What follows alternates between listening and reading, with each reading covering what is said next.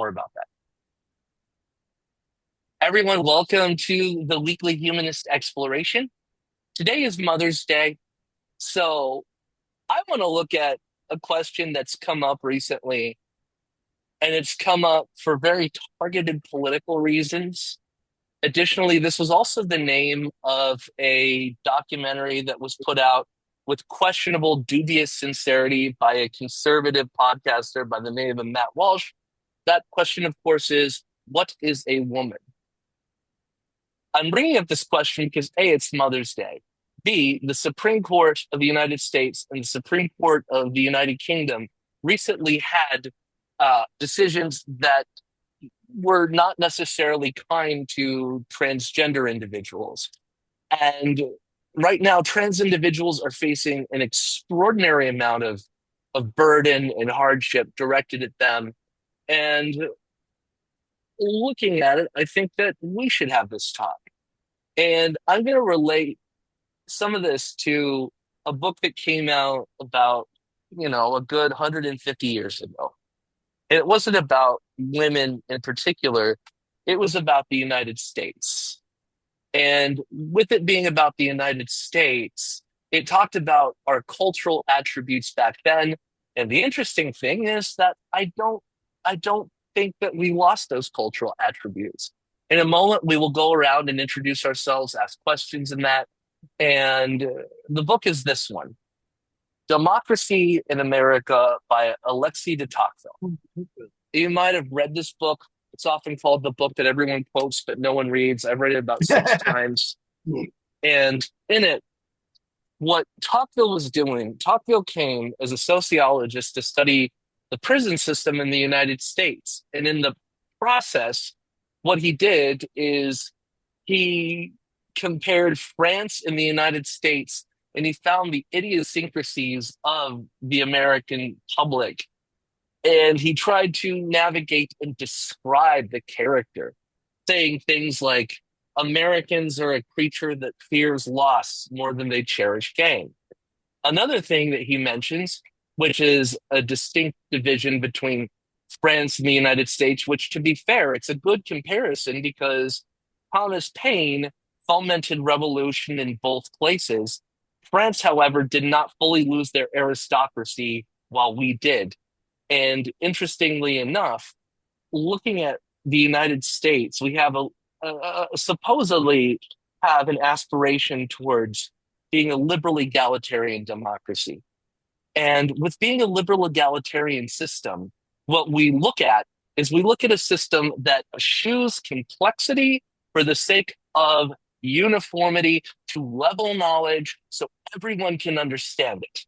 And even though this was written over 150 years ago, what we see from this is if we look at social media, if we look at public discourse, we see people avoiding expertise because expertise is complicated and it's not available to everyone.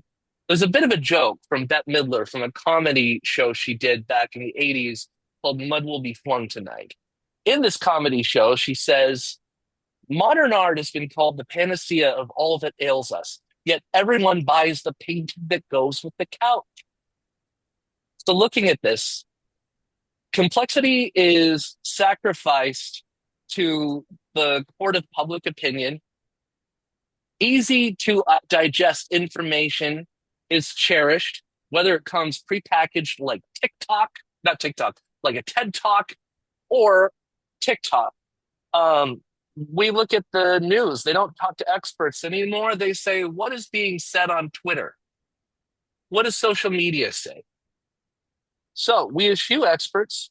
And in this moment, the question of what is a woman is a necessary question because there are lots of contextualized arguments that are floating around in a huge constellation surrounding this question. So we will have a discussion on this today. I have several questions I'd like to ask. I'm not the person necessarily to answer this question because I'm gay and I'm a man. I'm not interested in pursuing a relationship with a woman, and I am not a woman, and I leave that question to other people. But hey, it's a fun question to ask because It might produce an uncomfortable answer, or it might produce a whole host of questions we weren't prepared for. What I'm going for, a little discomfort for growing pains, as well as more questions than we posed. So to start off, we'll go around, introduce ourselves. Suzette, you have your hand up. Who's that? Did she say she was in Simi Valley? Yeah, Mm-hmm. I'm in Simi Valley, Ventura County. Yeah. Um, the reason why I raised my hand when you brought up trans people, I don't know if anybody saw this was on the regular news this week. It was so horrible. My heart just went out to this person. It was a trans woman who was at a gas station getting gas, and a guy pulls up next to her to get gas also. She's done. She's getting ready to get back in her car. She had a passenger with her. The guy pulls out a knife and slashes the driver's side front tire. And she just says, "What are you doing? Stop it." And he said, "Next time I'm gonna slash you," or something like that. It just it was just horrific. So hopefully she got a really good shot of his face. I don't know if they got his license number. They got a picture of his car. I hope they get this son of a bitch. Well, was he getting gas? Yeah, he was getting gas. Yeah. Oh, And then and right they have before his he got credit. in his car, right before he Yeah, got in his car, he pulled out the knife. yeah. Well, they have his credit card information as well. So yeah.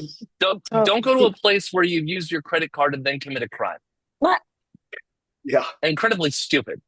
All right. There's a So the similar questions. story. Oh, Oh, with Nick Fuentes assaulting a middle-aged woman, but fortunately she was live streaming at the time when he took away her phone and stopped on it. So that should be entered into evidence in his trial. If people know who Nick Fuentes is. Yeah, yeah, mm. yeah. But, So So I'm sorry. What was the question again, or what? the questions I'm asking today are these. Number one, what is a woman? Two, what is the difference between female and womanhood? Three, who is eligible to be considered a woman? To what degree? And who is the de facto arbiter of the disputes in these cases? Four, who? How has this changed over time? Five, what is a mother and what is a mom? And lastly, who is considered a bad mother besides celebrated NYPD lead detective John Shaft? And then we'll be looking as well at the ultimate question, the real reason behind the animus towards only certain trans people and why it's super conspicuous and weaponized now. So, a couple years ago, this conservative podcaster named Matt Walsh, this guy with a very large beard and sort of a deep, gravelly voice, he put out a documentary where, he was trying to be provocative and funny, and he went around, interviewing people and getting conspicuously bad responses. And he asked the question of, what is a woman? So to start off, my question for everyone, what is a woman? What is a woman? Carrie, you may know a woman. There may be a woman in your life. Carrie, what is a woman? Uh, well, I don't know. I suppose someone with a womb and ovaries, I guess. I don't know. But uh, I don't know. Like I said, I think maybe we're just asking the wrong question because obviously the people that are actually men and women are obviously all got the feathers ruffled by trans people calling themselves men and women, which are opposite of which they're born. So I'm just thinking maybe there's another more thoughtful name that we can actually call these people, so that actual men and women don't get their feathers all ruffled. Suzette, what is a woman? Well, I consider myself a woman. Um, Someone who likes men. Eh, Some I women like don't. men a lot too, I better. We need to get some especially lesbians on young here. ones. We need to get some lesbians on here to respond to that. So Edward is a part-time lesbian. How do you respond to that? I'm sorry, I'm a part-time I'm, lesbian. I'm What would kidding. you? I'm Okay. kidding. I'm kidding. It's a Edward. joke. It's a joke. Uh, Edward, what is a woman? what is a woman?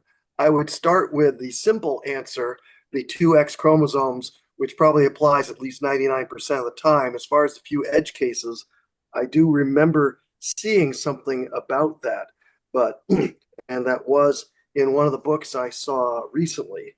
So I'll try to bring that up because there are certain genetic anomalies where someone can have a Y chromosome, but a gene does not express on that, so they are born with the appearance of a woman, and because the male hormones aren't expressed.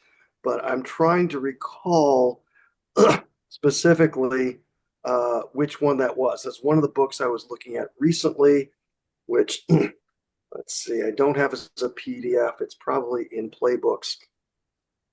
But yes, I would give the answer that applies probably 99% of the time with a few edge cases, like I said. So if I can find that, it was from one of the books and one of the friends that I have, and she gave that to me, and I'm trying to remember which book that was in. So I'll have to do a search for that Okay. somewhere. Okay. Caesar, what's a woman? What is a woman? I would err on the lines of gender identity, like how the person feels, because then it's encompassing of obviously not the biological aspects as Edward said, like that they have a vagina, that they have a womb, like those are clearly right, like the most um or I should say like traditional aspects of a woman, but I think it's more of like taking in social and cultural components and ultimately how that person sees themselves. Like if they want to identify as a woman, then if they feel like a woman, even if they weren't a woman at birth, I feel that all those aspects need to be taken into consideration. I'm thinking about this from the perspective of what's called ladders of abstraction. And we have things that are highly abstract, generalized principles, etc., and things that have a low level of abstraction. And I think that this is a question for which people are not prepared to necessarily answer this because someone might try to ambush them by saying that they're wrong, much like that Matt Walsh documentary, where they'll put them into a corner and they'll ask a question that's quite subjective and expect an objective answer, and then they'll give counterfactuals to undermine that person. I think that a woman is uh it's part of a dichotomy. It's an upper level abstract concept that's part of a dichotomy. And if we look at what a woman is across different cultures and across time, I think we're going to see different perspectives on this. And I think a woman as a title might be a placeholder for that moment in time for those expectations of someone who tends to be a double X chromosome female trying to pursue, or at least is pursuing, some rudimentary form of an established gender norm. Here's some song lyrics for you guys from the 70s and the 90s. Billy Joel, she's always a woman. She Oh, can kill with a smile, she can wound with her eyes, and she can ruin your faith with her casual lies. And she only reveals what she wants you to see. She hides like a child, but she's always a woman to me. She can lead you to love. She can take you or leave you. She can ask for the truth, but she'll never believe you. And she'll take what you give her as long as it's free. Yeah, she steals like a thief, but she's always a woman to me.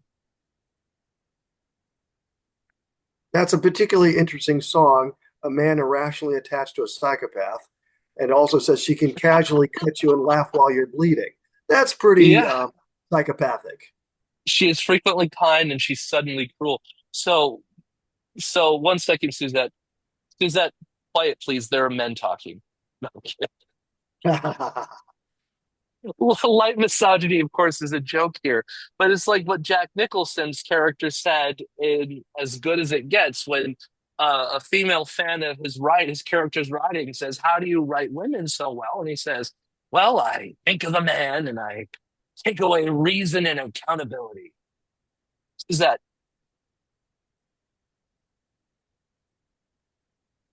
I wrote a poem about women, sure? but I can get it. It'll take me a couple of minutes if you want me to. Okay, Okay, let me sure, find it. sure. Okay.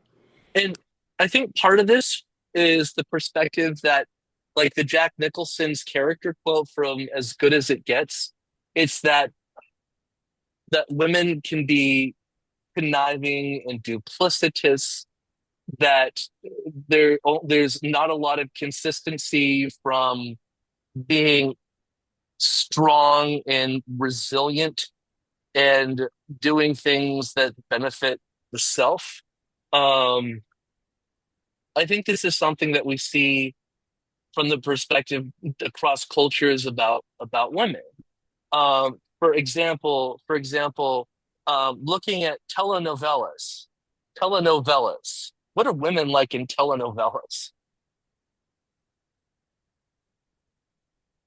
Well, if I actually watched a telenovela, I might let you know, but I haven't actually, They're dramatic, they're Yeah, that's a exaggerated.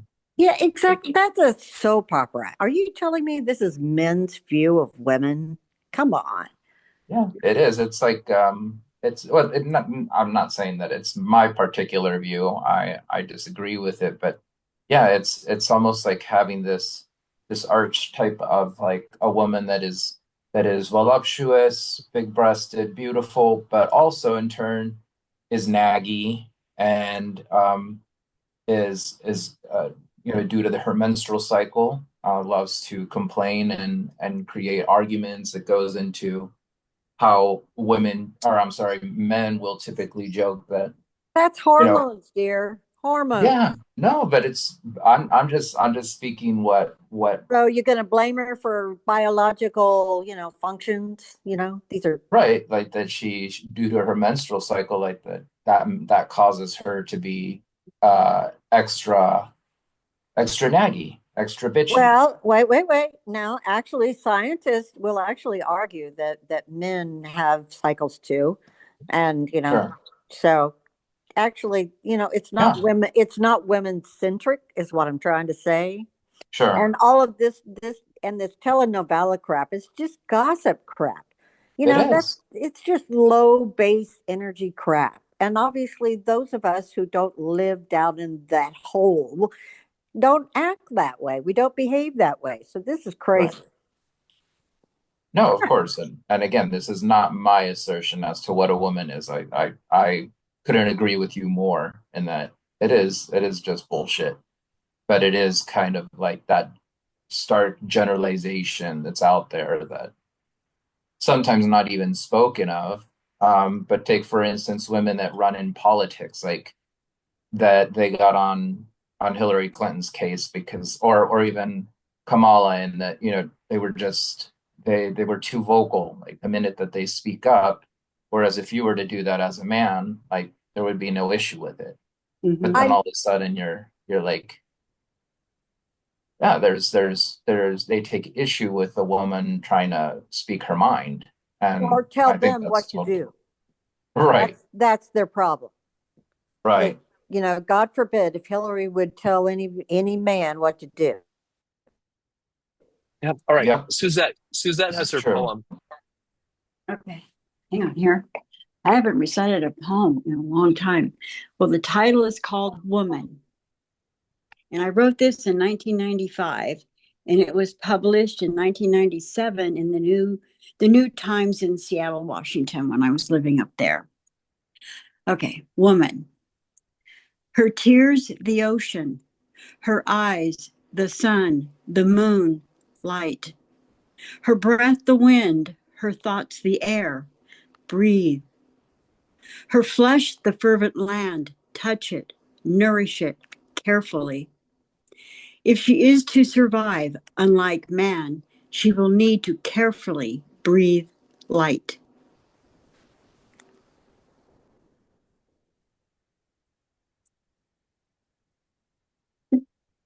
No applause, just money.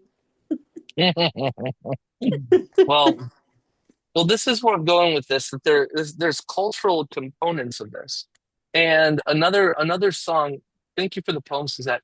Another song is from Shaka Khan. Shaka Khan is saying that she's every woman; it's all in her. So, what are the components of being a woman according to Shaka Khan? I'm every woman. It's all in me. Anything you want done, baby, I'll do it naturally. I'm every woman. It's all in me. I can read your thoughts right now, everyone from A to Z. Or as the British say, Z. That doesn't rhyme. I can cast a spell with secrets you can't tell, mix a special brew, put fire inside of you, but anytime you feel danger or fear, then instantly I'll appear. I can sense your needs like rain onto the seeds. I can make a rhyme of confusion in your mind. And when it comes down to some good old fashioned love, that's what I've got. I've got plenty of because I'm every woman. We have female empowerment from Women's Lib. We also have from 1997 Shania Twain's song, Man, I Feel Like a Woman. I'm going out tonight. I'm feeling all right. Gonna let it all hang out.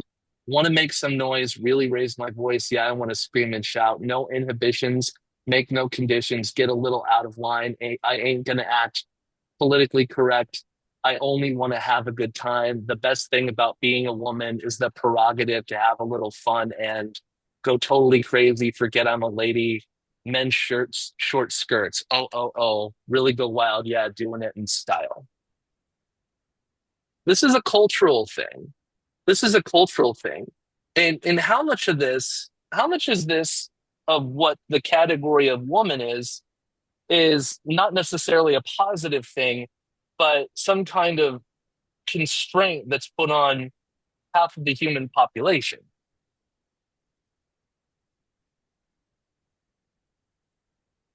But let's not forget, too, that women have power over men, and men know that.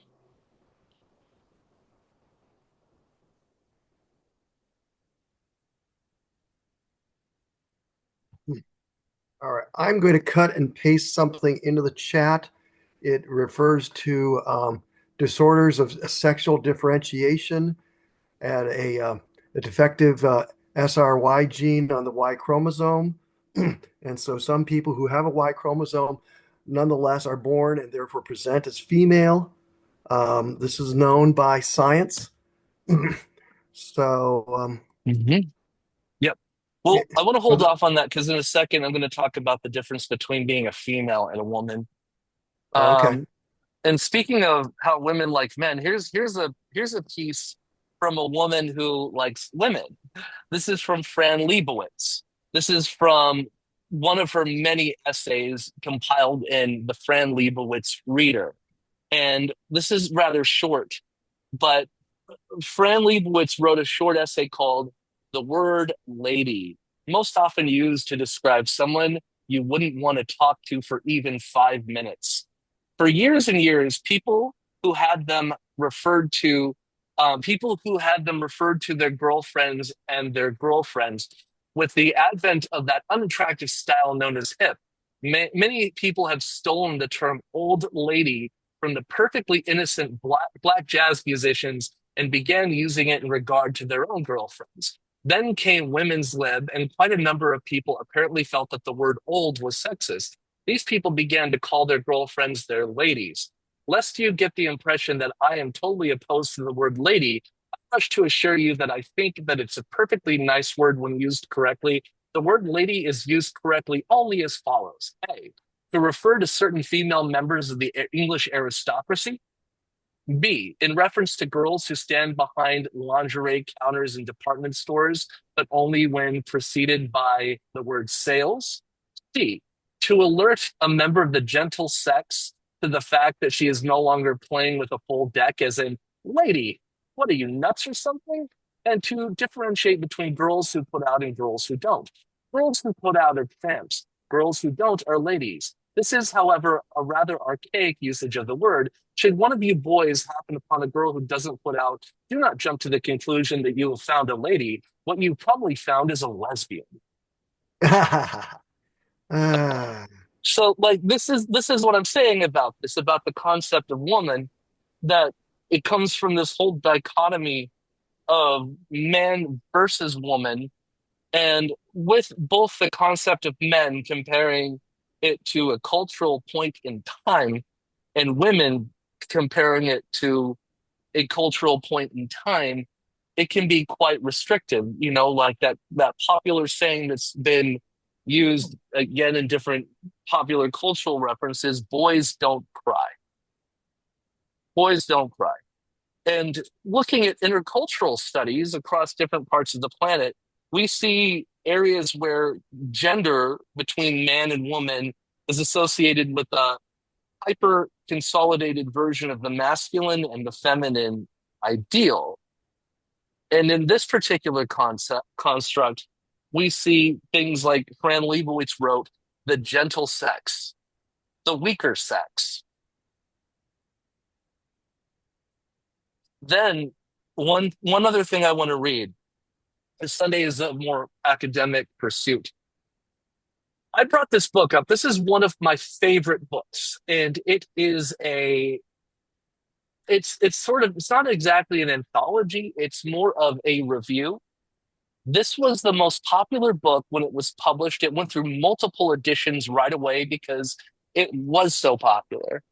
The suffragette Elizabeth Cady Stanton got a group of women together and said, women have not been invited to a scriptural review committee. Men have. And so what we're going to do is I would like the women that I'm inviting, those being the Reverend Phoebe Hannaford, Clara Colby, the Reverend Augusta Chapin, Ursula Grestfield, Mary Howell, Josephine Henry, Mrs. Robert Green Ingersoll, Sarah Underwood, Ellen Dietrich, Lily Blake, Matilda Gage, Olympia Brown, Frances Burr, a couple more, Clara Nyman, Helen Gardner, Charlotte Wilbur, three more, Lucinda Chandler, Catherine Stebbins, and Louisa Southward. What I would like you to do is I would like you to get a copy of a Bible and a journal, and anytime you read a passage relating to women, I'd like you to cut it out, paste it in the journal, and comment on it. So they put together this piece called The Woman's Bible. And in it, I'd like to read you the introduction. It's not long, just a couple pages, but it's worth going over. It's worth going over.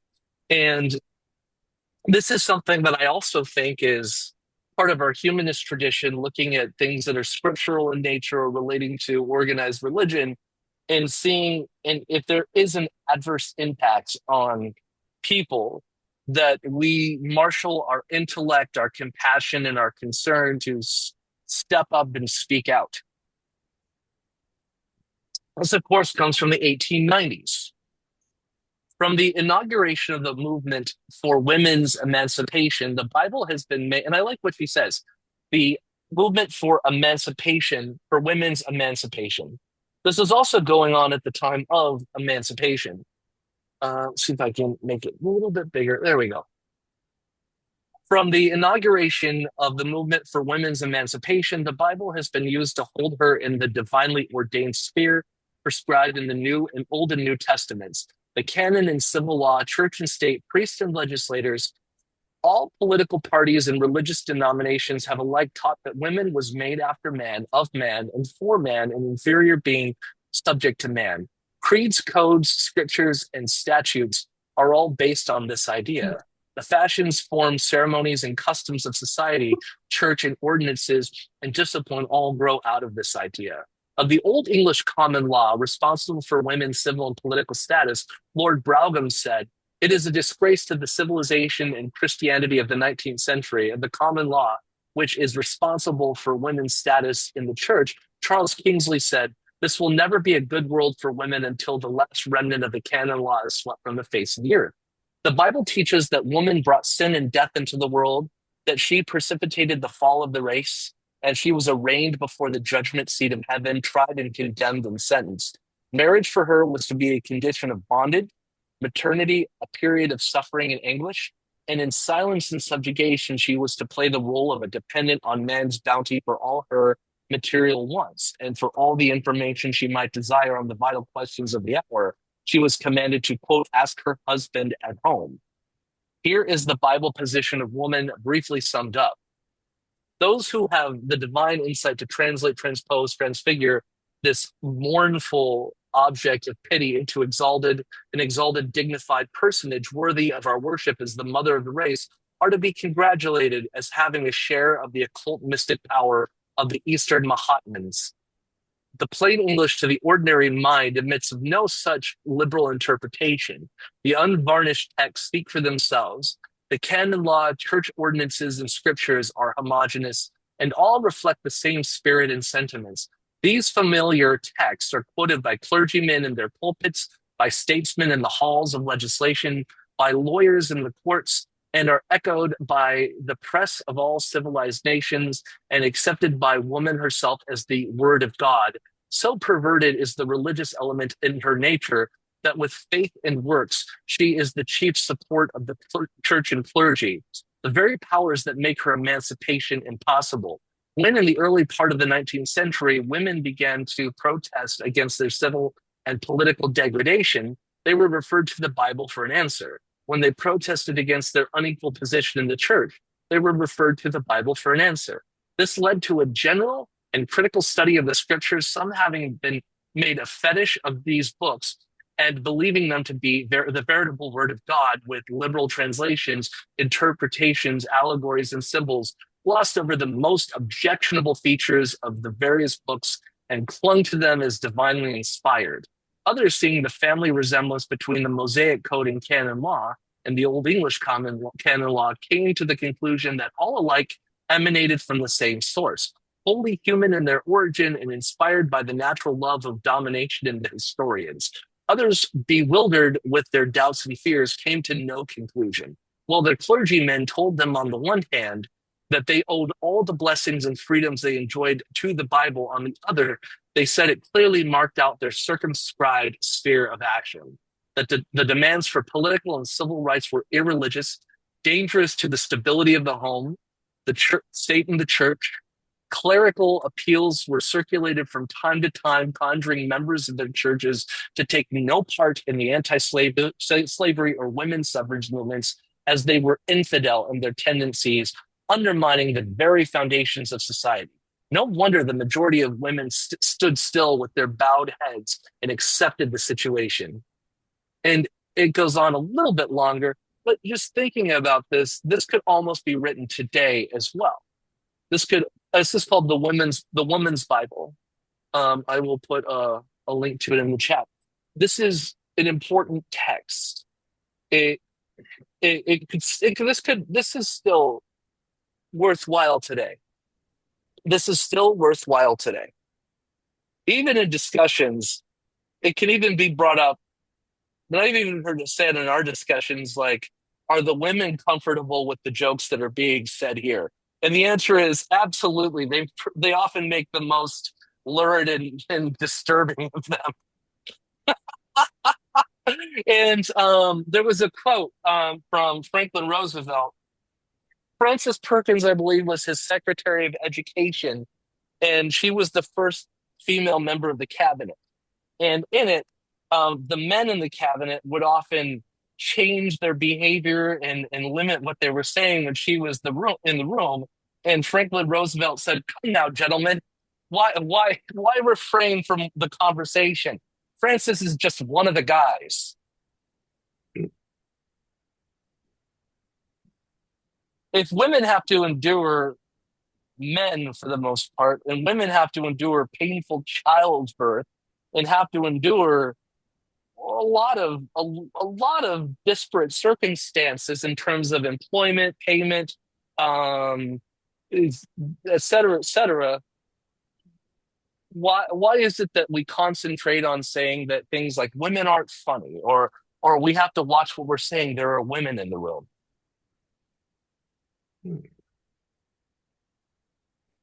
Carrie and Well, Suzette, what are your thoughts?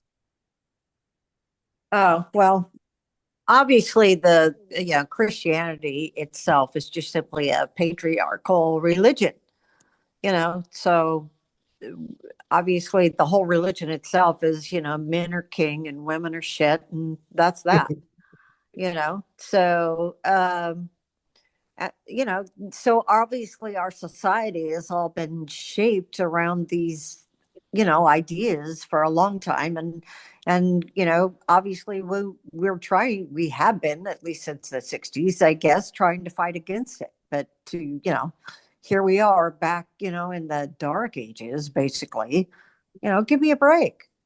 This is crazy. This is completely crazy what they're trying to do right now. And if they think that that's going to stick, that's even more crazy. In fact, We almost. Oh, go. oh, Sorry. I was just going to say, I was just fighting with this guy on, because, I'm talking with my Facebook friends about, or, the Republican friends about my book. And there is this guy that's really kind of harassing me, basically, trying to tell me that I'm immoral because I'm preaching of love and loving everybody. And so here I am. I just told him yesterday. So, how exactly, if I love everyone, I have no enemies, and I don't hate anyone, how exactly can I be immoral? yeah. And still the guy will come back. Oh, his main problem is because I support these books for children, about teaching sexuality. That's his problem with me. Because I support these children's books, and I'm telling him that it's just banning books, and he needs to, stop banning books. Yeah. And so then I, he keeps telling me I'm immoral, and so obviously he's bullying me into his, that patriarchal bullshit, and he thinks he's allowed, right? what about you, Suzette?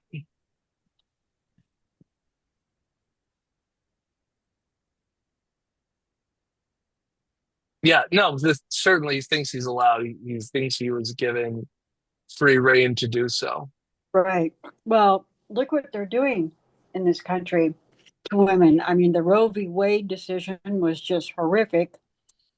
I mean, I remember fighting for abortion rights, and I've had a natural abortion and a DNC before Roe v. Wade.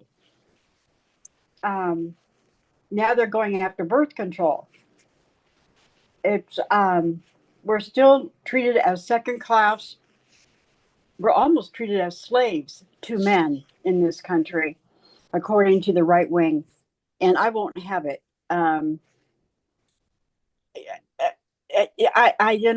It's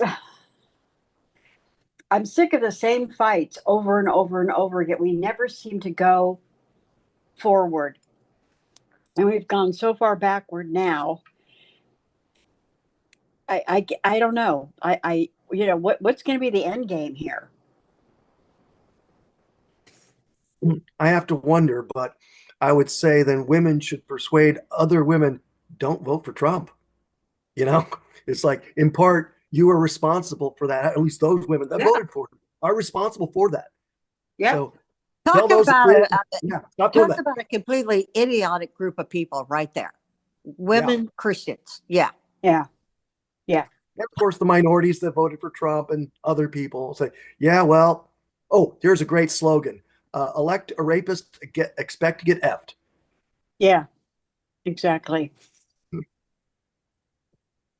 No, I mean he told everybody exactly what he was going to do.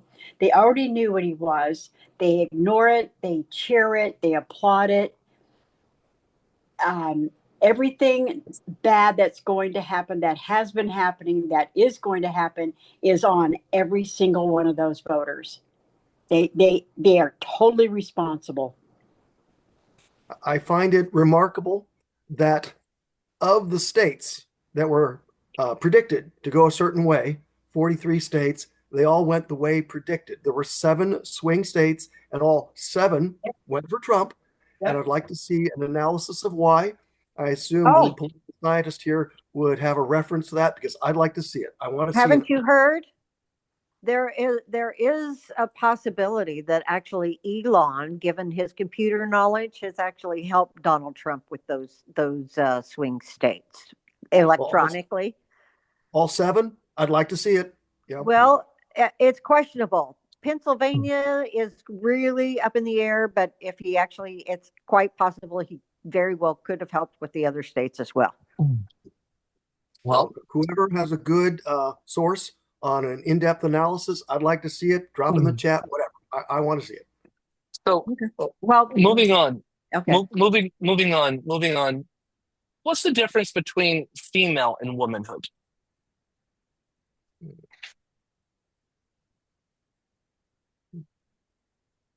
Well, I Females guess, tend to be double X chromosome.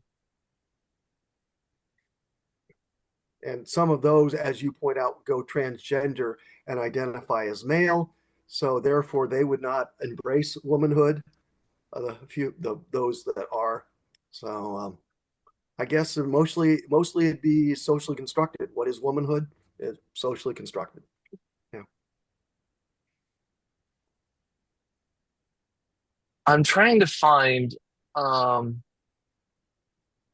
I'm trying to find the name of the brain structure because the Robert Sapolsky brought this up, and I'm trying to find the actual study that he was referring to. But the thing that I find interesting is that there have been a couple studies that they look at the brains post-mortem of trans individuals, and these are people who either had some kind of intervention, either chemical or physical alterations like a gender affirming surgery of some type, and those who did not pursue an intervention. And there are neurological differences where if you just apparently saw the the brain itself, you would assume because of the size of these small little regions in the brain that if you were just looking at the brain just offhand and you knew what the region was, you would infer that that individual is of the opposite sex because there is a size and structural difference. And this is regardless of intervention. And this is where I'm asking the difference about womanhood versus being, Female.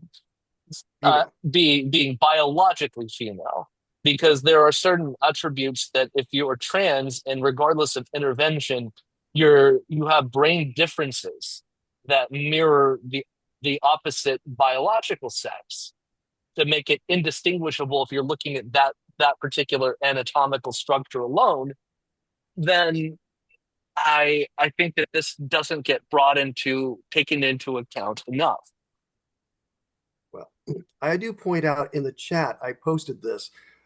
A person with an X and a Y chromosome can nonetheless have a missing or defective SRY gene, and that person, despite having a Y chromosome, will develop a female reproductive tract. They will have ovaries, and while and a, a uterus. So while their ovaries will not produce eggs, if an egg is transplanted into such a person, they can bring a child to term. So since they have the physical structure of a uterus and can give birth to a child, is that a woman or not, despite having a Y chromosome with a defective or missing gene?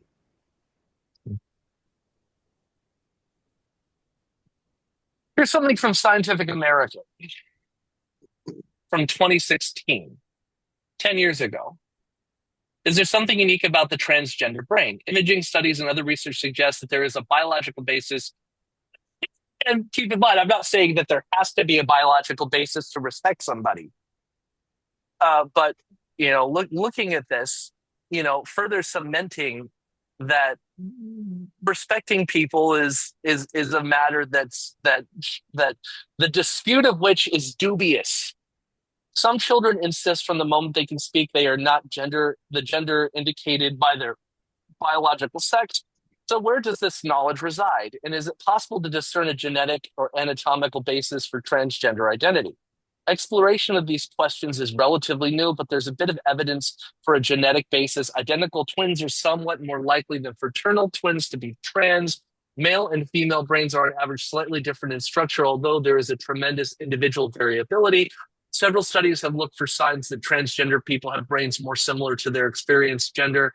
Spanish investigators led by psychobiologist Antonio Guillamon of the National Distance Education University in Madrid and a neurophysiologist, Carme Hinque of University of Barcelona, used MRI to examine the brains of 24 female to male and 18 male to females, both before and after treatment with cross-sex hormones. The results published in 2013 showed that even before treatment, the brain structures of trans people were more similar in respects to the brains of their experienced gender than those of their natal gender. Natal is the sex you're born with. For example, the female to male subjects had relatively thin subcortical areas. These areas tend to be thinner in men than women. Male to female subjects tended to have thinner cortical regions in the right hemisphere, which is characteristic of a female brain. Such differences became more pronounced after treatment. Trans people have brains that are different from males and females, a unique kind of brain, Guillamon says. It is simplistic to say that a female to male transgender person is a female trapped in a male body. It's not because they have a male brain, but a transsexual brain. Of course, behavior and experience shape brain anatomy, so it's impossible to say if these subtle differences are inborn. But if there are neurological differences, and yeah, actually, Edward, we've had people on, and we had a meeting a couple of years ago where we've had an intersex person on, and we talked about the issues relating to people who are intersex, which is something that I think is like 2.1% of the human population. Jonathan Haidt came out with a book recently called The Anxious Generation, where he discussed the effects of social media on young people. And if I remember correctly, in the book, he was writing that what we see in social media is we see gender non-binary possibly being a sociogenic pathology where people are influenced to see themselves as being genderly fluid, but typically it is natal girls over the age of 14, between 14 to 18. But what we see is we do not see, with the introduction of social media, that sort of change within natal boys transitioning to become women. And this is really interesting. This is a really interesting phenomena. And Caesar, what are your thoughts on this? Sorry, I had to walk away for a short bit. So what was the question again? Well, we're talking about womanhood versus female, and the fact we have trans individuals who were natal boys or natal girls, specifically natal boys who transition to become women, and then talking about neuronal differences in the brain structures, etc. I just showed a report from 2016 discussing research from 2013. Mm-hmm. And I mean, is it ever 100% that you can achieve that you could through some sort of biological intervention be able to make a trans person as a biological woman? Like, would their part? Not genetically. But further, I found another study. This one is from the National Institutes of Health, from the National Library of Medicine. This one came out a couple of years ago. And what we're talking about is we're talking about looking at natal boys or natal girls transitioning to become men or women, that imaging studies indicated that the brain structures before an intervention were much Mhm. more closely aligned with the type of structure we would expect to see in the opposite natal sex. And then they, according to this study from 2013, after an intervention had taken place, the brain, this was either hormone therapy or some kind of sexual reassignment surgery, that the brain structures even mirrored more closely that of the opposite natal sex. Here's another Right. study, and I posted this in the chat. Um, Brain sex in transgender women is shifted towards gender identity. Abstract transgender, and this one comes out of Kurth, Gazer, Sanchez, and Luters from 2022. Transgender people report discomfort with their birth sex and a strong identification with the opposite sex. The current study was designed to shed further light on the question of whether brains of transgender people resemble their birth sex or their gender identity. For this purpose, we analyzed a sample of 24 cisgender men, 24 cisgender women, and 24 transgender women before gender affirming hormone therapy. We employed a recently developed multivariate classifier that yields a continuous probabilistic rather than binary estimate for brains of to be male or female. The brains of transgender women range between cisgender men and cisgender women, albeit slightly closer to cisgender men, and the difference for both cisgender men and cisgender women were significant. These findings add support to the notion that underlying brain anatomy in transgender people is shifted away from their biological sex toward their gender identity. And What about Jason with questions of the physical strength? Because I know that everyone was up in a tizzy about, yeah, so they may have transgender may have the appearance of a biological woman. They may have the hormone therapy that they undergo, but it's not necessarily like they lose the muscle strength of a man. And like, I hate to position it that way, in that men are stronger than women, but they tend to possibly be a little more built, might have that capacity. And I guess just what does the group think of that? And like, Ye- I was going to say, yeah, I was going to have to say that's, I mean, I love everybody, but yeah, I'd have to say the transgender people competing in women's sports, that's not fair. No, they shouldn't be able to do that. Because yeah, I think they're still, like you say, they still have their biological strength. And so, uh, and so they beat these women hands down. So it's, right, that's not a competition. That's idiocy. right. No, and I mm, agree wholeheartedly, because I don't think that there's thus far been, if we wanted to say level the playing field, if there were any way for now, like, have your muscles purposely dilapidate themselves so that you are at a lesser strength level. well, I we can look this up. This is also why I want to talk about this today, because like I did very little prep for this today because I want to explore this with you guys. And usually I do tons of prep and I have all the answers, but no, I don't have answers for this. So I want to see where I would look, and hopefully other people would too. The National Institutes of Health and the National Library of Medicine are good sources to look for. And friends, this comes from 2022, the International Journal of Environmental something Public Health Research and Public Health. Trans women athletes, their extra percentage relative to female physiology. So we get a lot of conjecture happening with this, where it's just, well, men, they're transitioning and they're becoming women and they have a distinct advantage. And this is something that I don't want to implicitly just agree with offhand, because I don't know. I honestly don't know. I know that we talked about this a while back. We talked about um, gender affirming care through um, so-called puberty blockers, and I brought in 26 different studies to Coffee and Conversation when we talked about this, Coffee and Conversation being our weekly current events discussion group. And it turns out what the data say is that puberty blockers just delay puberty, and the only actual effect that we see is we see a diminished amount of suicidal attempts. So with puberty blockers for most trans or non-binary youth, what we see is there's only positives that can be gained from it for the most part. But people think, oh, you're preventing puberty from happening. Well, you're not preventing, you're delaying puberty with gonad antagonistic releasing hormone therapy, whatever it's called. It just turns out puberty kicks in after you take away that intervention.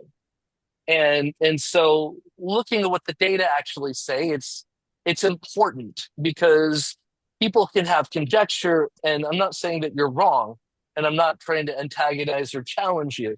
I'm just saying to be fair for everyone, let's not fall into the trap of just saying, hey, this seems right. Let's see what the data actually say. And let's see what the data from analyzed by reputable sources suggest. And then we go from there, because it's easy to think they transition and they maintain the same amount of muscle mass. In fact, it was said about the hormone puberty blockers that it was causing some early onset osteoporosis. The estrogen was causing early onset osteoporosis in the trans girls, the natal boys transitioning to women. And it turns out the reason that there was a significant loss in bone density was not the introduction of elevated levels of estrogen and blocking testosterone, but the trans girls just weren't exercising. And so they were losing muscle mass and bone density because they were not doing what you need to maintain bone mass and muscle mass and bone density. So looking at this, published by the National Institutes of Health, reputable source, there is an increasing debate as to whether trans women athletes should be included in the elite female competition. Most elite sports are divided into male and female divisions because of the greater athletic performance displayed by males. Without the sex division, females would have little chance of winning because males are faster, stronger, and have greater endurance capacity. Male physiology underpins their better athletic performance, including increased muscle mass and strength, stronger bones, different skeletal structure, better adapted cardiorespiratory systems, and early developmental effects on brain networks that wires males to be inherently more competitive and aggressive. Testosterone secreted before birth, postnatally, and then after puberty is the major factor that drives these physiological sex differences. And as adults, testosterone levels are 10 to 15 times higher in males than females. The non-overlapping ranges of testosterone between the sexes had led sports regulators such as the International Olympic Committee to use 10 nanometers for 10 nanomoles per liter of testosterone as a sole physiological parameter to divide the male and female sporting divisions. One thing, keep in mind that there are biological females that are excluded from competition from time to time because they have naturally elevated testosterone levels. Using testosterone levels as a basis for separating female and male elite athletes is arguably flawed. Male physiology cannot be reformatted by estrogen therapy in trans woman athletes because testosterone has driven permanent effects through early life exposure. This descriptive critical review discusses the inherent male physiological advantages that lead to superior athletic performance, and then addresses how estrogen therapy fails to create a female-like physiology in the male. Ultimately, the former male physiology of trans women athletes provides them with a physiological advantage over the cis female athlete. And there are other studies more than likely on this. So it'd be interesting to see what different studies have to say, but just from a quick look at the National Institutes of Health, it looks as though owing to testosterone being elevated prenatally and postnatally and post-puberty, the structure and neurology give natal boys a marked advantage over natal girls.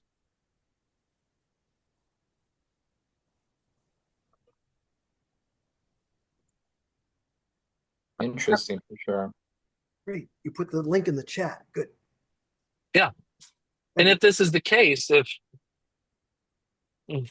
I think we're terribly culturally hidebound to the concept of man and woman, that there's an inherent value applied to both, where the cultural concept of a woman is, it just seems to me, is the one adhered to by someone who is trans in a particular cultural construct. In other cultures and other times, we've had other categories, and not saying that people who are trans should be considered too different to deserve, being demoted to a separate sphere entirely. Maybe even that other spheres of descriptive categories could elevate things, effectively saying that you're not exactly a full-fledged biological woman, but you're this. And what you're doing is you are denigrating this category that you actually are in the pursuit of being something else. Something tells me, and we don't have a trans person on right now to my knowledge, but something tells me that um, it's just a matter of social prestige that's being pursued just to be considered a full woman or a full man. And the idea of being something else is considered to be weak or denigrated or just something that you're not permitted to be, so you're being excluded in some way. To which people in the past, like in First Nations, it's often discussed about the people of the Two Spirit, for example. Any thoughts on this one?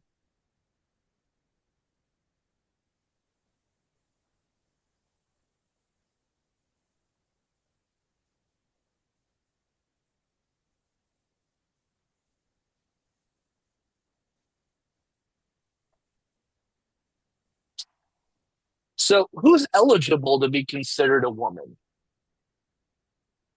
And how has this changed over time?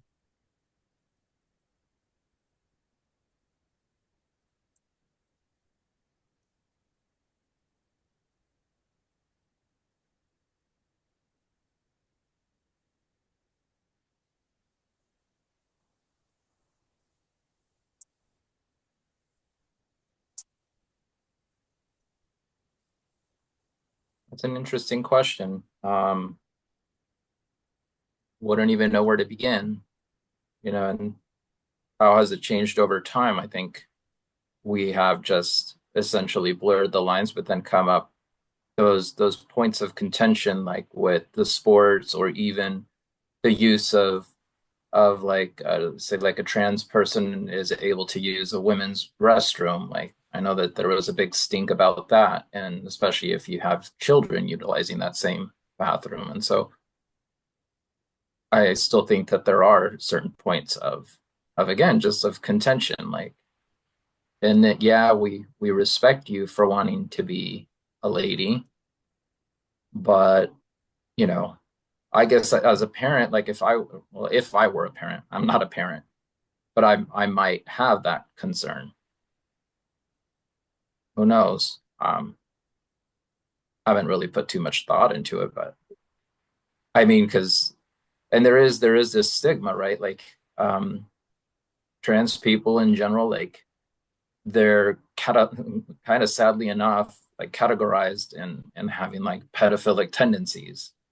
And so that just brings a whole other element into it. And obviously that's not true, but there is just this perception, like I wouldn't want my little girl going in with, to the bathroom with a trans woman.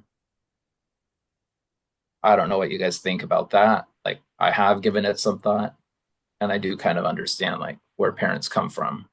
Yeah, I can kind of understand that. In fact, I went to Del Mar one time I was at the beach and I went to the bathroom, of course, in the ladies' room.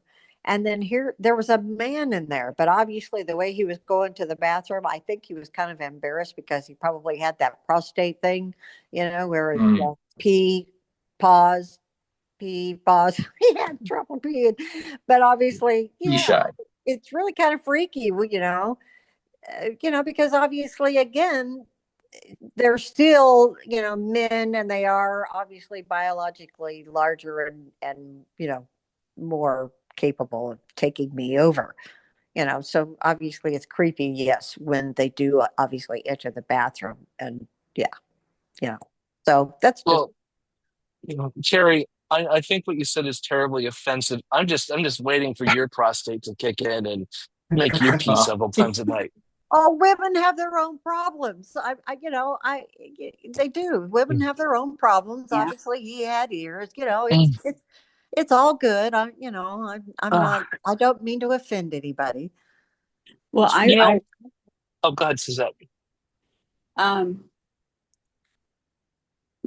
in a way, I guess I could understand, or I will understand. I might want to understand the thing about, I mean, there's a difference between a non-trans man in a woman's bathroom and a regular guy walking into a woman's bathroom. There's a big difference. I've been in restrooms where there's been trans men or trans women in there. Doesn't bother me. Uh, I've never been in this country, unlike in Europe, sometimes they don't have, doors and all that stuff. I mean, it's pretty open. In the dressing rooms, same thing. Um, um, I've been sexually assaulted more than once. And guess what? None of my assailants were trans men. Um, I pedophiles are not trans people. No, of course, of No. course. It's like I definitely, in my opinion, men are stronger than women. I mean, there's always exceptions. Yes, absolutely. It's not a blanket thing. Mhm. Um, and the men I've been married to were definitely stronger than I'm petite, so they were definitely bigger and stronger than I was. But I still controlled them with sex. So um, it's I personally I don't have a problem with a trans woman in a woman's bathroom.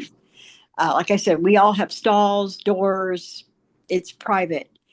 If a regular guy walks in, then I'm going to say something. Like, what are you doing? You're in the wrong one, or whatever. That Sure. that would bother me. That to me is wrong. Yeah, I think there's a difference between someone using a restroom and lurking in a restroom.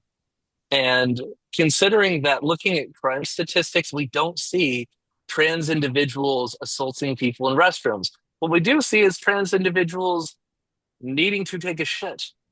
Yeah. Additionally, if there's a trans woman, if there's someone who's transitioning to be a woman, I would much rather have them use the women's room because something tells me that you guys are saying you're afraid of men. Just think about how that person feels transitioning, going in, saying that, presenting themselves as a woman, going into a men's room when oftentimes they're conspicuously not passing very well. Years Thank. ago, I was Yep. working with some trans activists and they complained about the fact that this was 20 years ago.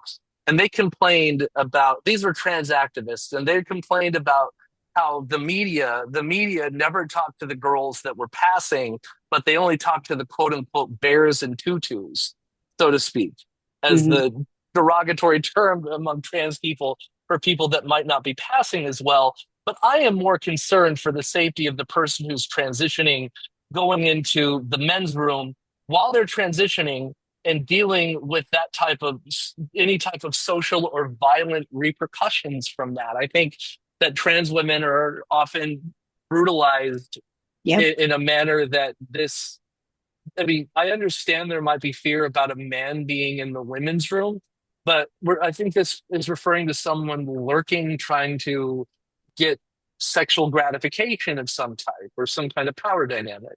But That's if my you see position. someone if you see someone transitioning and in a women's room, from the women's rooms that I have been in and places that I've worked, because when you work at a place in the service industry, you often have to clean both the men's room and the women's room. From what I see, women's rooms have stalls with doors, Right. and men's rooms don't always have doors on the stalls. And oftentimes there might even be a trough in which men are all taking a piss into, or Right. urinals with kind of a quasi divider. In fact, in certain places, the restrooms are set up that it's a private closet that you go into, and even modern hip nightclub establishments have a washroom that's shared in unisex, and you just go into the closet room where there's a toilet where you Right. close a door, as opposed Right. to the shit that we have now, where it's not just you can see the top of somebody, you can see their feet, but you have that 3-inch gap so you can see exactly what someone's doing.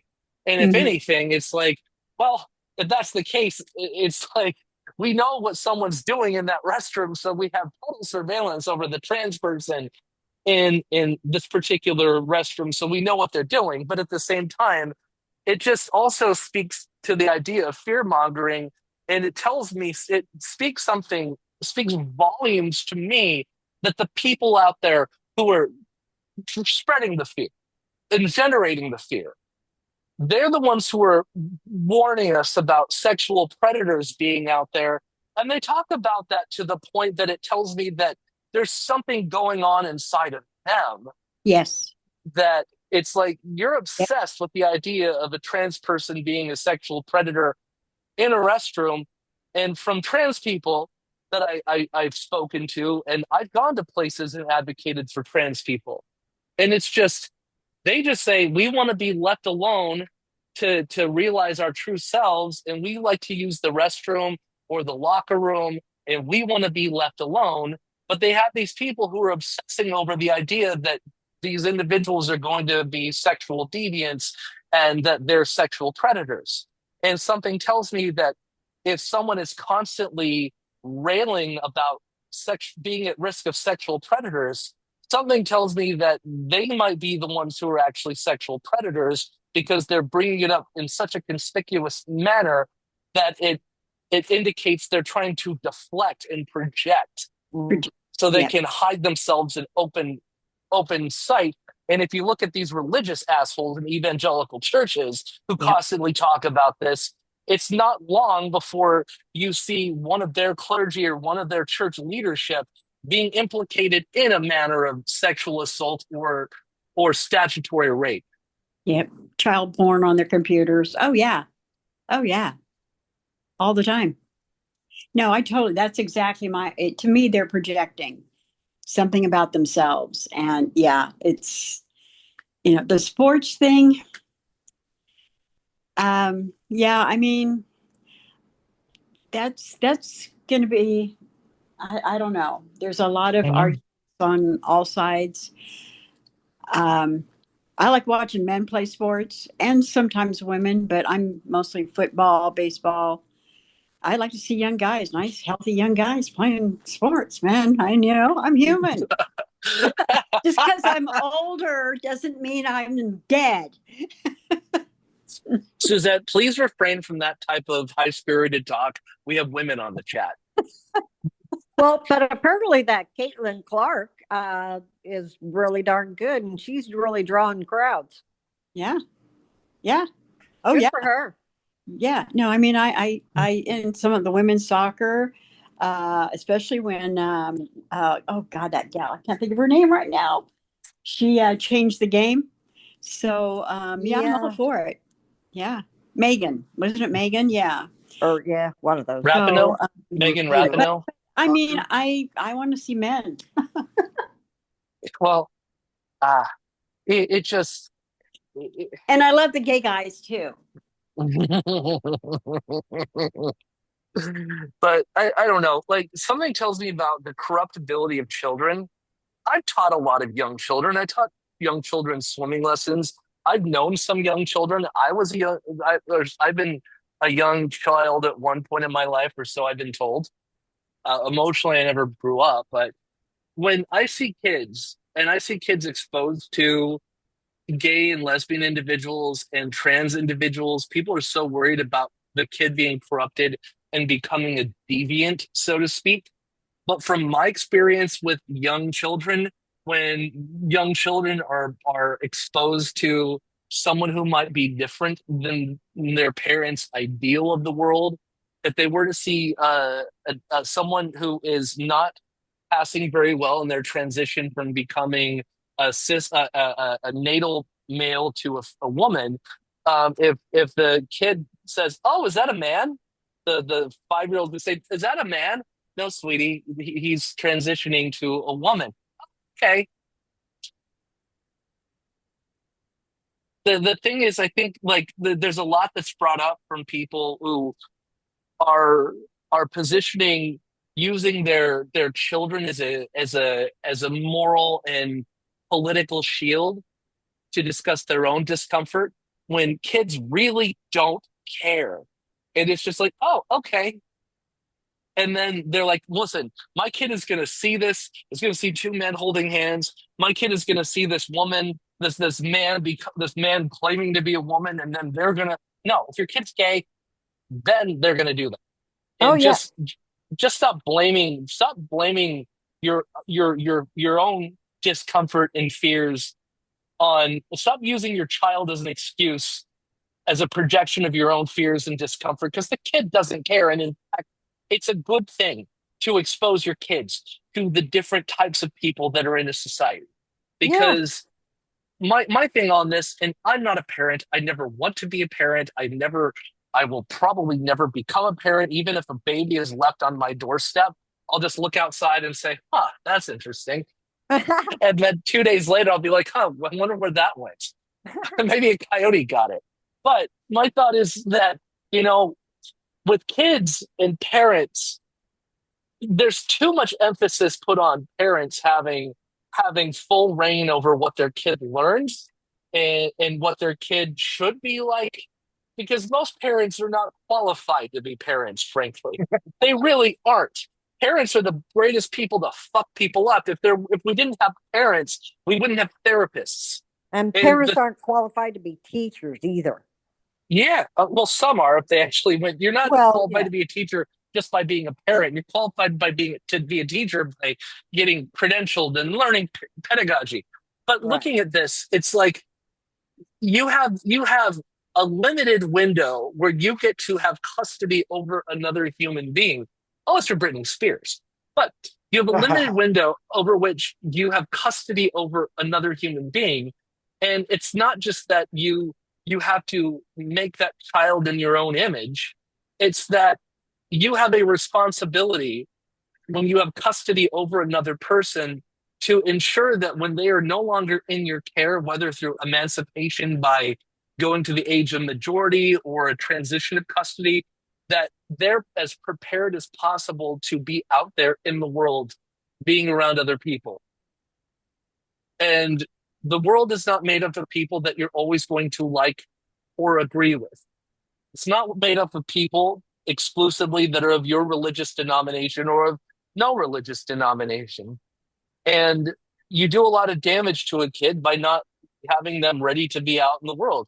For example, if you look at public health statistics, I don't have the numbers exactly off my head, but 15 years ago, they came out with the numbers about areas that had abstinence only education for kids.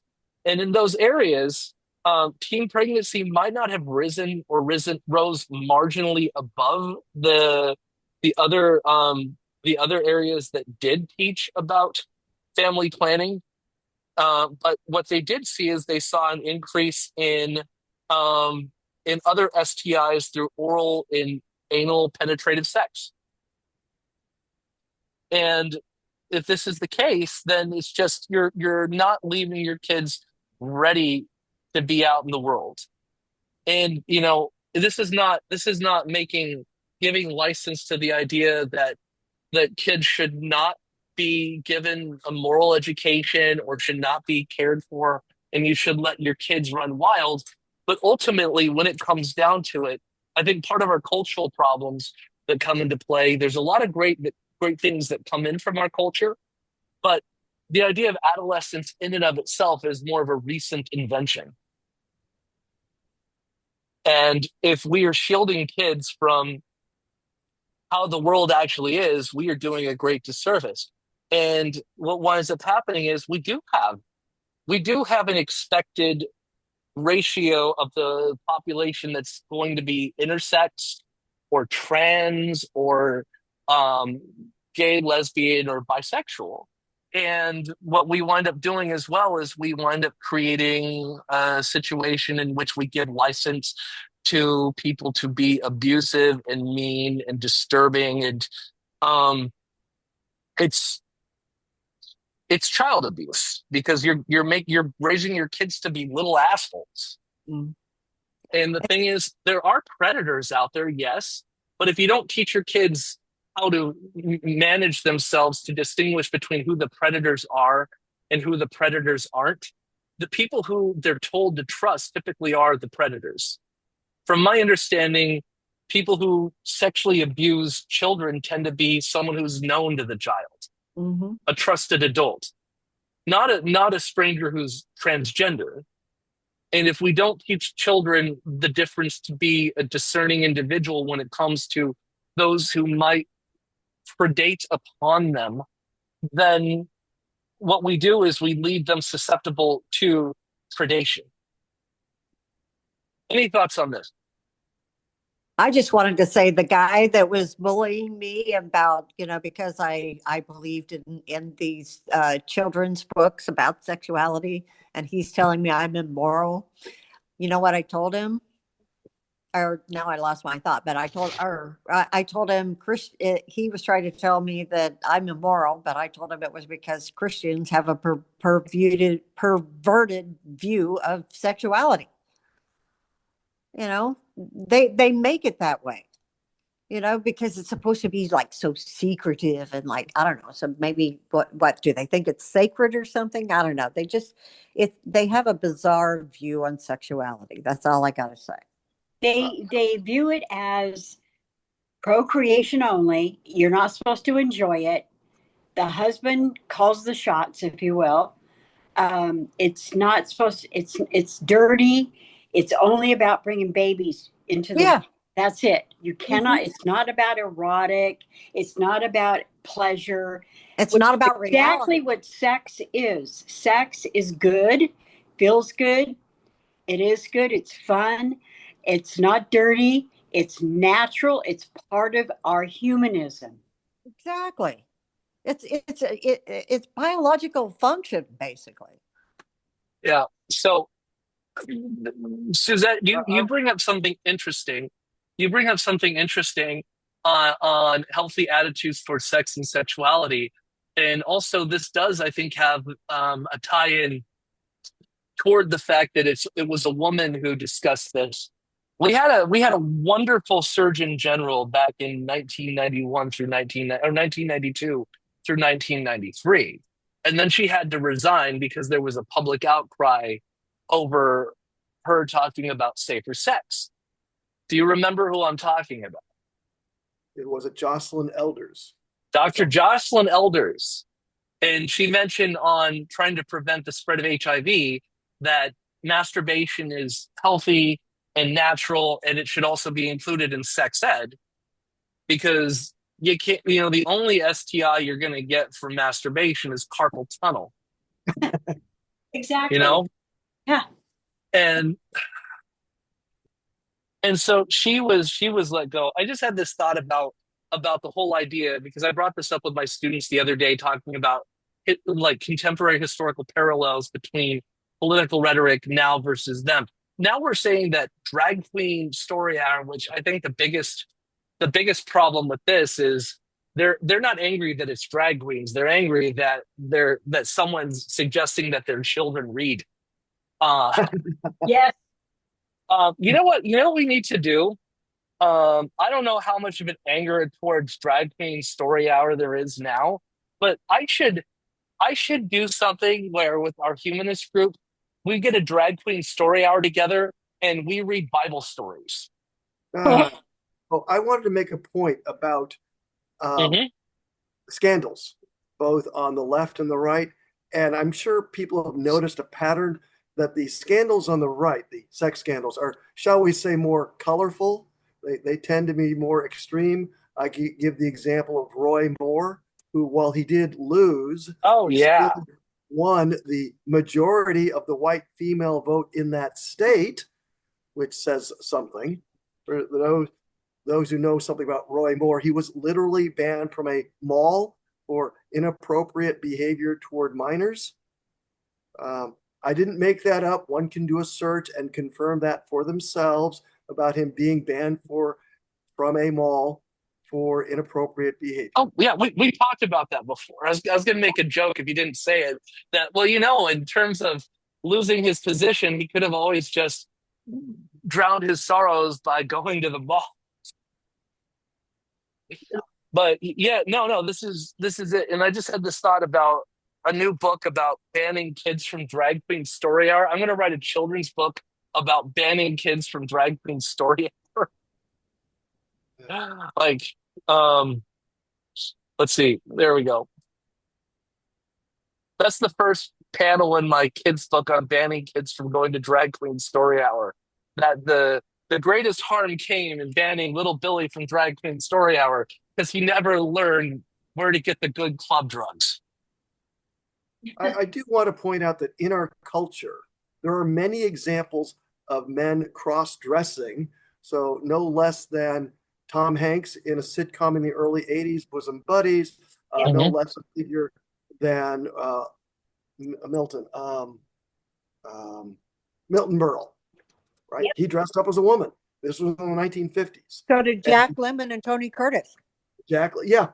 And so this is in our culture. Did anyone suggest anything more than simply this happening because of the plot and the circumstances they found themselves in? Yeah. Well, by the way, Tom Hanks would have never gotten married if he wasn't on to his wife of 40 years if he wasn't on Bosom Buddies, because that's where he met her.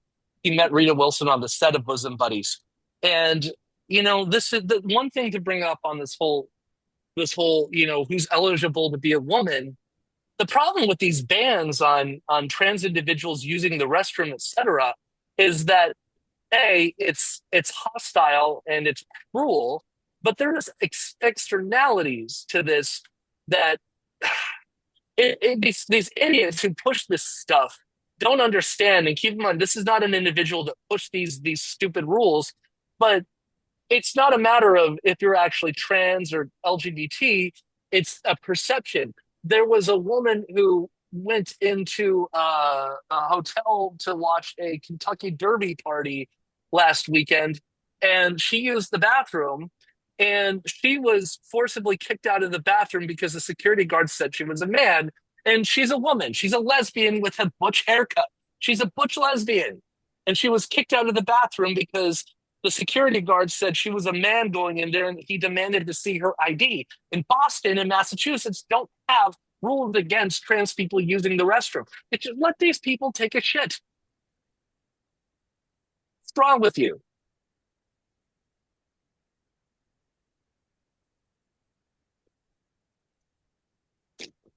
All right. So then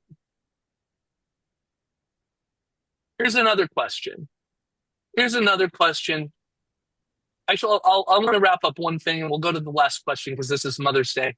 So I think that the whole thing that's focused on trans people right now is because the the marginalized deviant group of the moment was Muslims, and it no longer held traction. It no longer had purchase or traction. And then we focused on CRT during Black Lives Matter, and no one talks about CRT now. And the two things that people are focusing on are Latino immigrants and trans people. Is the only two things holding any type of political traction, which is just it strikes me that people get swept up. And keep in mind, The whole thing about liberal egalitarianism and going towards the simple and avoiding nuance and not having people like George Carlin these days to say, oh, this is fucking stupid. Come on, get over this. Get over this. This is fucking stupid. Let these people take a shit. You know, maybe if you want to interrupt these people taking a shit, you're the sexual predator. I caused a huge stir at the Santee City Council a couple years ago when a friend of mine, who she transitioned years ago, and according to Chrissy, she said, "Well, I no longer have my penis. I made sure to go to the best surgeon on the planet for that."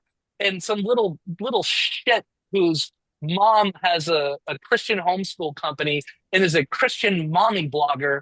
This little shit Christian activist, a 17-year-old woman, went to cause trouble and tried to fuck with Chrissy, who was doing an aqua aerobics class with other old ladies. If you've ever been involved in aquatics, you know that all aqua aerobics is it just a chance for old ladies to get together and jump up and down in the water with their friends and not get their hair wet. In fact, I used to teach aqua aerobics, and I got yelled at by my boss at the gym when I was 21 years old because I was trying to teach an aqua aerobics class, and I was told, listen, you're working them too hard. They don't want to actually exercise. They want to do simple movements like rocking horse and jump up and down and not get their hair wet. And this is what aqua aerobics is. It's a place to socialize with your friends, not work out too hard. And this little shit decided to go in and fuck with Chrissy because she's transitioning. And this little shit was on Tucker Carlson 3 days later. This was astroturfing. This was not grassroots anything. And so while I was there at the Santee City Council, I heard all these dickheads, and even one of them had a goddamn MAGA hat. And they were saying things like, well, these transgenders want to use the locker room or the bathroom. We need to see their genitalia. So the people warning us about transgender people being sexual predators and perverts are the ones at a public meeting are demanding to see the genitalia of strangers. And there's a fundamental disconnect, a centralized hypocrisy that just makes me angry because it's the crux of bullying. So I get snarky. And I've gotten to the point where I don't use a script when I talk at a public meeting anymore. I never use a script. I just get up and talk. And I have ADHD, and sometimes that little filter in my head that most people would experience a moment of hesitation, sometimes it doesn't exist. And as I got up there, I felt furious because these assholes, which one of them, this stupid bitch who is a member of the wrong church, a beauty queen stripped of her title, who's this horribly anti-trans individual. Her name is Carrie Prasion. Now she's on Donald Trump's American Faith Commission. She was there, and she's awful and nasty and terrible, and she's just vile and angry, and she's evil. Her name is Carrie Prasion, and she is evil. And I got up there. And the first thing I said, I just said, I was going to talk about crime statistics and why this is not a problem, but it strikes me there's a large number of people here demanding to see the genitalia of trans people. And I'll make you a deal. We will let you see the genitalia of these trans individuals if you let us see your browsing history first. Yeah.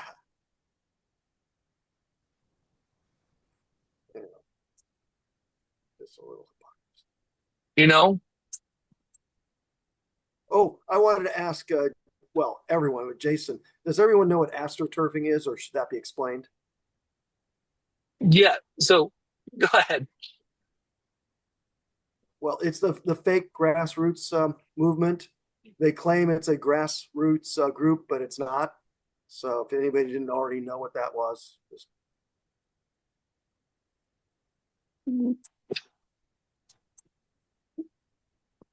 Yeah, that's where it looks like it's from the grassroots, but it's not.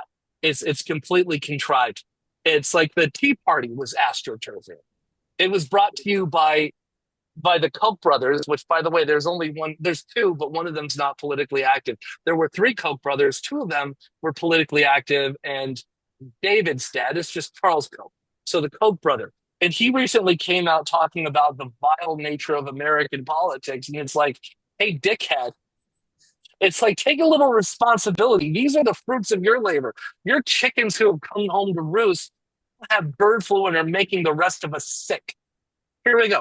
This is 2 years ago. This is the story. You'll probably see me. I haven't seen this one, but you'll probably see me, or you'll see me holding a sign.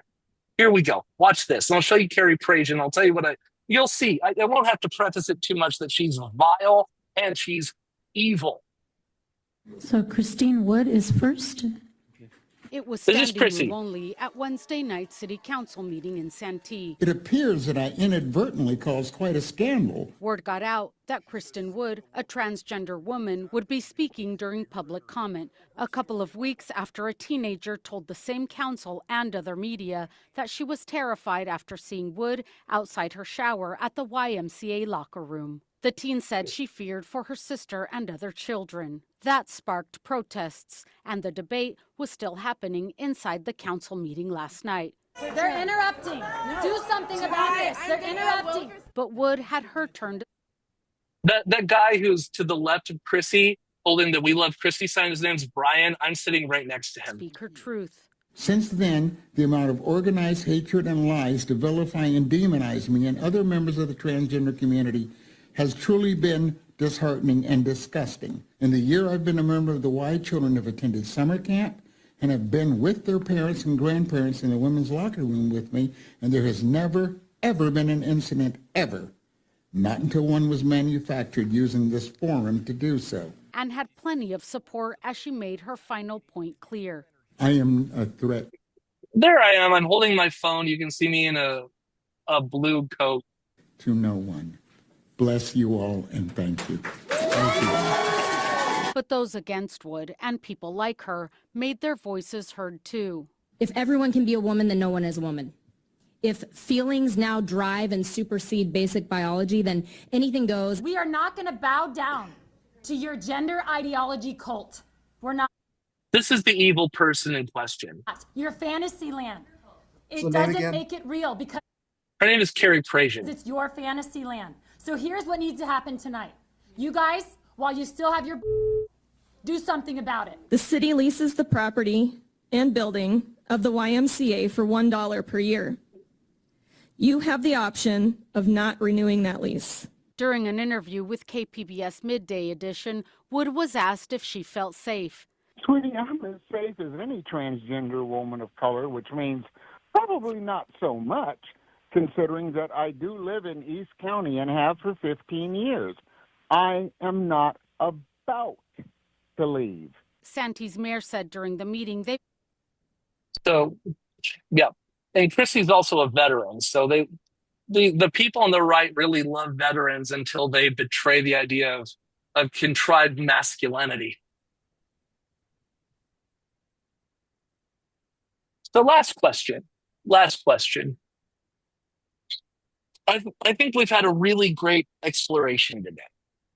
I think it's been interesting. It's by no means exhaustive. I hope that you guys have found today interesting. If the people who are going to be watching this on YouTube find this interesting. But last question, because this is Mother's Day. And one little anecdote, and all of us were on Coffee and Conversation last night, so the people who will be getting this anecdote for the first time are the ones who are watching on YouTube. But Anna Jarvis, back in 1907, founded this idea of this day called Mother's Day to celebrate the mother, the most important woman in our lives. And it took off like wildfire. And she led the charge to rescind Mother's Day because she found that it was a very tepid and ineffectual way to actually celebrate the mother by saying, sending a card, how lazy to actually show that you care about the woman who gave birth to you. And bringing candy, you eat half the box before you give it to her. Anna Jarvis never married, she never had kids, and she died penniless, spending all of her money on trying to take back Mother's Day. And here's a question for all of us on Mother's Day. And this one is often said in commercials relating to raising children, about single parenthood, by saying that anyone can be a father, but not everyone can be a dad. What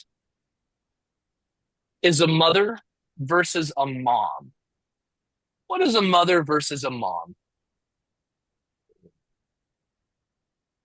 I Well, take it mother is the biological reality. A mom is the actual caregiver that fills a particular role, I'm guessing.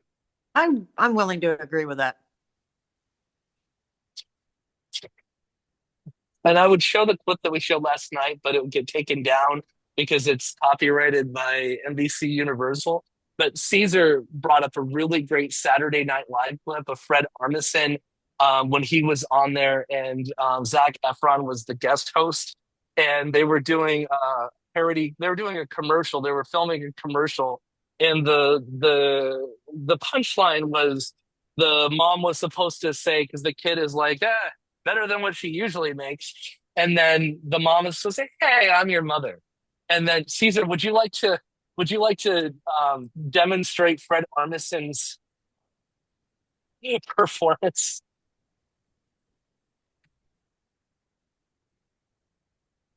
He goes on a crazy rant, just keeps saying, "I'm your mother. I'm your mother. I gave birth to you." And like the funny part of this all is that this is just they're all actors. Like nobody is anyone's mother, but Fred Armisen like just takes it super personal and like yeah, Slaps him in the face. How dare yeah, you? slaps him in the I'm face. your mother. And then like destroying dishes. Yeah, that's hilarious. Well, all right, motherfuckers. All right, mothers. Let wrap this up. Let's put this baby to bed, and um, hopefully come to a good place. So, any final thoughts from this week's humanist exploration on Mother's Day, Edward? Oh, I guess I was thinking about the right wing hypocrisy. They're using this as a wedge issue to get votes, of course. It's not being really concerned about the issue, it's about triggering people ostensibly to get their political support. yeah. Terry, final thought. Yeah, well, I can agree with that. I mean, well, but it's all around. It all centered. They want to bring back Christianity too, so it kind of all centers around that whole central theme, because they want to bring about back motherhood and they want to force them to have birth because they want to build their Christian flocks. Mhm. Because obviously nobody's going to church these days, but they think all this stuff is going to bring back Christianity, and obviously, sadly, they're mistaken.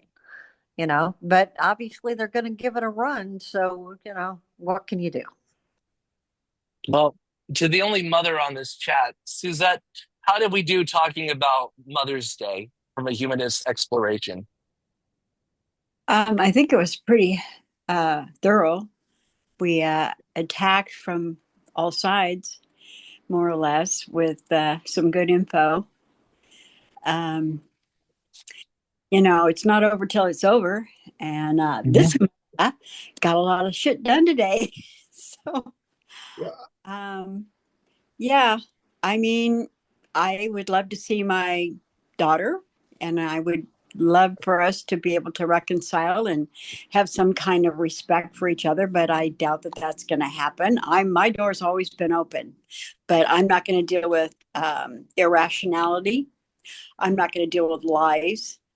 Um, and my grandkids, I would love to see my grandkids. I have a trans um, daughter that, for some reason, doesn't want to talk to anybody but her mom and her dad now. She's been completely cut off by everybody. I mean, I don't even know what's going on. I shouldn't even say too much because I don't know. But my daughter, for some reason, thought I would. She wasn't sure how I would. When I found out what was going on, for some reason, she didn't even know me. That I don't care. I want my grandkids to be happy. I want them to be who they are. And I don't know. My daughter's just, I don't know. She turned out like her father, and that's not a good thing. Uh, Mm. anyway, I would love to see my family, but and I'm not going to hold my breath. I'm 77. I don't have the best of health, so I've got to get on with my life. Did the Trump politics bring about all this stuff? Oh no, no, Oh, that has okay. nothing to do with it. I mean, Oh, okay. for the first time in our family, we have college educated people, and Mhm. they're daughters. They're female.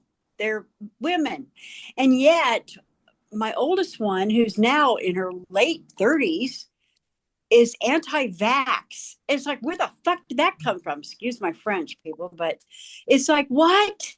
Mhm. And she's very smart. It's like I don't know. And then I don't know. I it's just it my daughter couldn't hurt me more than what she's hurt me by keeping me and keeping this rift go on year after year after year with no end in sight. And these are all adults now, and so a lot of the responsibility falls on them. Why have they not reached out to me when I would love to hear from them? But when you won't talk to somebody, when you refuse to communicate with somebody, then you can't do anything. Right. I haven't met their husbands. I'd love to meet their husbands. It's like, do you not remember me at all? And how easygoing and welcoming. I mean, give me a break. But anyway, it's on them. My door's open, you know? Anyway, I All didn't right. mean to go on. Sorry about No, that. it's fine. It's fine. All right. So Caesar, final thought from Caesar. A very enlightening conversation. I always like to play devil's advocate. I obviously have, being as a gay male, like I have a lot of compassion for the trans community, and just see that there are a lot of assholes out there, and it just takes pushing back to continue to just make greater strides, because it is going back to your initial discussion point about what happened in Great Britain. And of all places, I always thought that the UK would be much more open-minded than even us, but it was an eye-opener to know that, yeah, even even across the pond, that a lot of these conservative zealots, they they exist in abundance. And so um, it's saddening and disheartening. And I totally agree that we do just keep fighting on, because yeah, I mean, that's all I could come up with. I'm confounded, but I do like to create some sort of debate, like even just on the topics of women. I don't like how they're marginalized. Like I have respect for women. I came from a woman. I have a lot of lesbian friends and women friends, and they're anything but what some stereotypes paint them out to be, as far as being nasty and being menopausal and being, well, not just menopausal, but you know what I mean, like that they're PMSing or something stupid to that extent. So yeah. Anyway, I'm ranting. All right. I Well, guess oh, go ahead. Go ahead. I have a rant with regard to my own mother. My mother was an engineer and one of the first women to get a PhD in aeronautical engineering from Caltech. And I got to hear about what she had to go through. Well, Yeah. well, I'm glad that we did this. This is going to be up on YouTube sometime. And I think we had a great discussion. We're going to continue this every Sunday and build this up. So thank you, Final note. everyone. I have What's that? something. Final note. Sure. Love and truth will always win. That's something we have to Yep. hope for. Yep. They do. They do. Excellent. And in the near future, we're going to have a get together at Scott's, and I'm sure there's going to be an extra place to crash. If Suzette, you want to come down and join us in person at Scott's place in San Diego County sometime in the next month. It's kind of tempting. We'll talk about it. We'll talk Yeah. about it. I mean, I could get a room for the night too. I mean, I've got money. So, yeah, I mean, let me think about it. I don't know. I haven't done a really long drive. And I do need to, because I do want to head to Northern California and I do want to drive it, but I can't do it all in one day, obviously. But let me ponder that. Yeah. Okay. All right. And really quick, if you like what we do, this is my pass the hat commercial. Please ship in $5 or $10, whatever you think. I put a lot of work into this stuff, and I'm trying to build this up. So any help is great. I'm putting my socials in the chat, or my Venmo and my Zelle in the chat. So please help out, and more of this is on its way. Thank you, everyone, and Thank you. see you next week. Thank you.